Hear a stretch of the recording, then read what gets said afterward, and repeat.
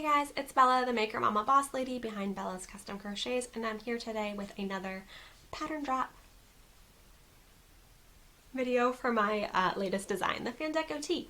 You're not going to be able to see it so great with me sitting down, and I'm not going to stand up because that's not going to get full screen of this beautifulness anyway, but we're going to put lots of photos in of me wearing it and flat lays and all of that. And there will also be some tester photos later on, so stick around if you want to see it on different body types and in lots of different color options. So stay for the testers. There's lots of them and they're awesome. But this is my first in my, I guess, summer line of designs. It's also my first pullover, and I'm just really excited about garment possibilities moving forward from here. It's been a major goal, and I'm really happy with how this turned out. The fit is beautiful, and I love it. So it runs sizes women's extra small to 4XL, which I believe is roughly 28 inches to 62 inches, might be 64 inches. But because there is a bit of positive ease, I can stand up a little bit to show you. A little bit of positive ease, like that's my body and that's the ease. About 6 to 8 inches, depending on how you like your fit. You would definitely can accommodate, I think, up to at least 5X if you went with a little bit of a tighter fit than the boxy oversized fit that it's written for. So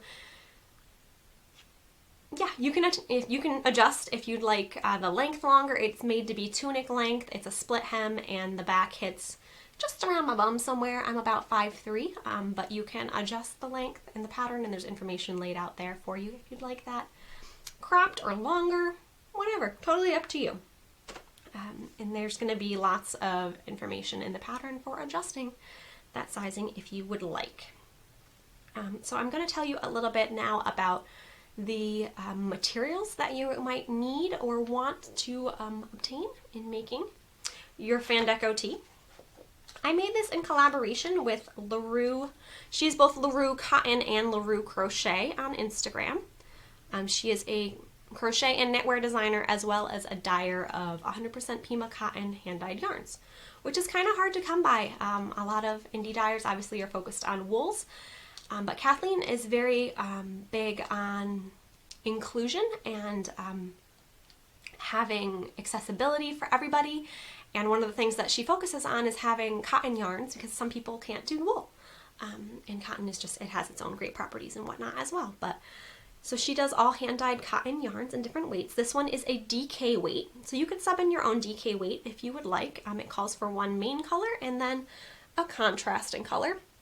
And I should say here, any information as far as Kathleen, where to get my patterns, more information on blog posts, yardages, all that, it's all going to be linked down below this video. So you can jump down there if you would like a little more information or would like to purchase from either Kathleen or I. I'll make sure you have all that info. So it calls for a main color and then one contrast color. It's written just to be a contrast for this Fandeco panel in the back, but some testers did contrasting ribbing on the sleeves and the bottom hem, or the bottom ribbing as well. And there's also an option in the pattern we'll put in a picture for using, it's got like a ruffled contrast edge that kind of mimics the Fandeco in the back as well, if you'd like to go that route. So there's lots of options there for you to customize this. One tester actually did it in all solid color. She did like a really royal blue, all just one color, no contrast in the back. Also really beautiful. So you can play around with colors. Like I said, I'll put the tester photos in. They'll be awesome.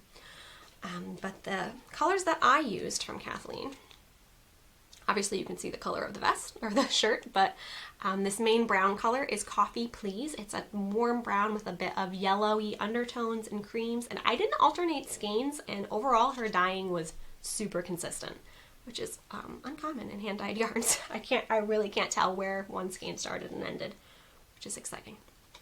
And then the contrast color is Fall Fetty, and it's a white base with mostly brown and black, but lots of yellow and red and green and just all of the colors, and it's delightful.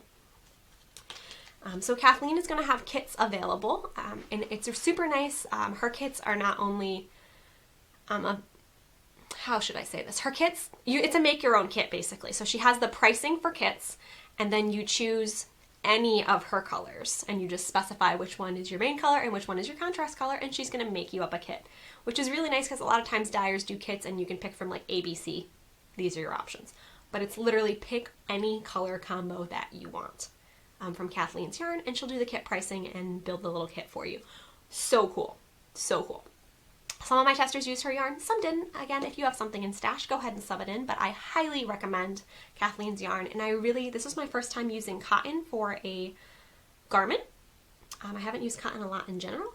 It's a little bit heavier than wool, but it has definitely some great properties to it, and I don't know if you can tell, but this is fairly open. You can kind of see my fingers through there. I don't have a tank top or anything on underneath, so it is dense enough or tight enough of a fabric that I feel comfortable wearing it without something underneath, but it is still breathable, and then it's got pretty roomy sleeves. Get that armpit breeze going.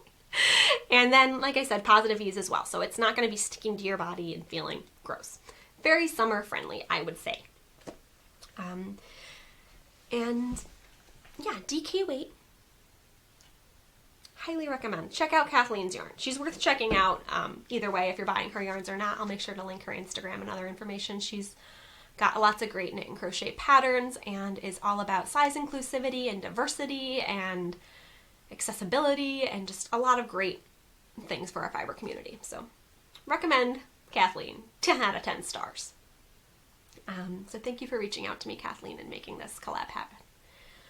Other things you will need for this pattern. It calls for a 5mm hook and a 4mm hook, which is an H and a G. G and H, H and G. But again, do your gauge swatch. Do your gauge swatch, you know. And that is all provided in the pattern, so you get the best fit for you. The pattern also includes videos on how to do this main stitch. This one will be available on my channel for anybody that would like to know. It's also going to be a blog post. There's also a photo tutorial in the pattern, so you will be well covered on how to do this main. This is not a secret, but I'm not going to tell you what it is anyway. Main stitch here. There's photo tutorials for doing the ribbing, which is a really awesome crochet ribbing, if I do say so myself. And then there is a private video only available with purchase of the pattern for the Fandeco stitch. So if you buy the pattern, that'll be in there for you.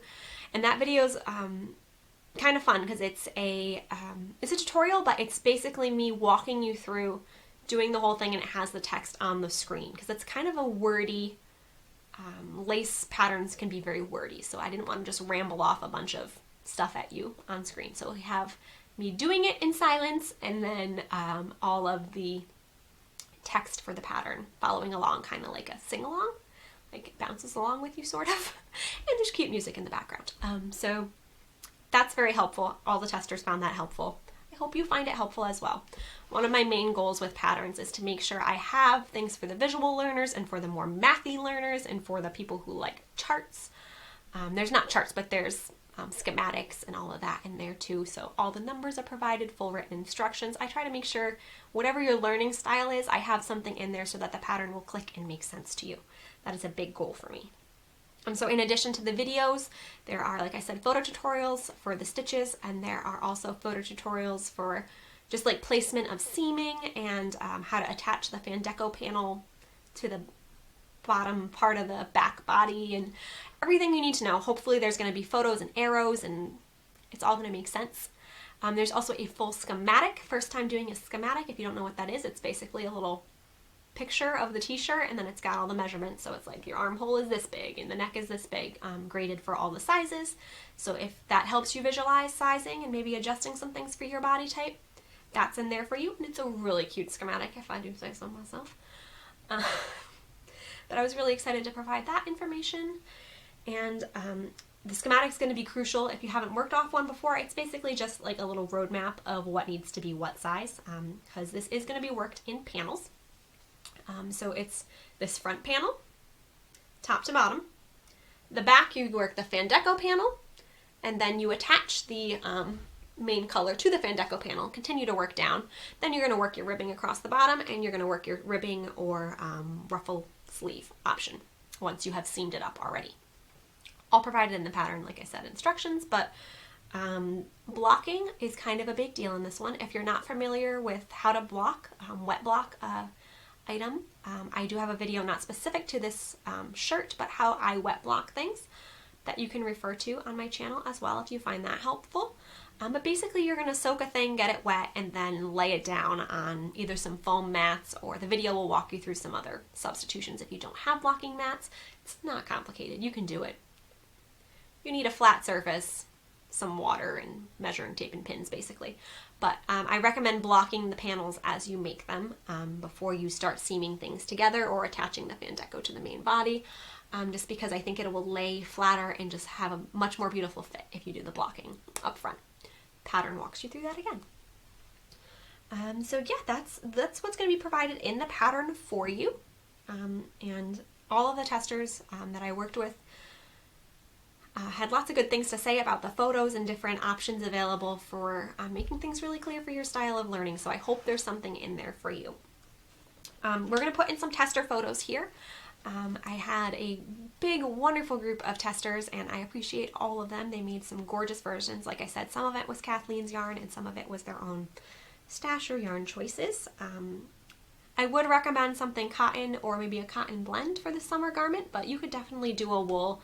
Acrylic would probably be sweaty, but up to you if you want to have a tee that you wear in the fall or something.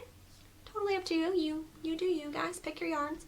But the testers did a great job, and like I said, some of them did contrasting details that I hadn't included or solid colors, so I hope you find a lot of inspiration in these photos. And you can go over to my blog. There'll be more information on the testers there, as well as I'm going to link down below to project pages that you can get all of their info on yarn and sizing, and just compare maybe what yardages they used for their project and different yarns, and all of that should be provided for you in their project pages.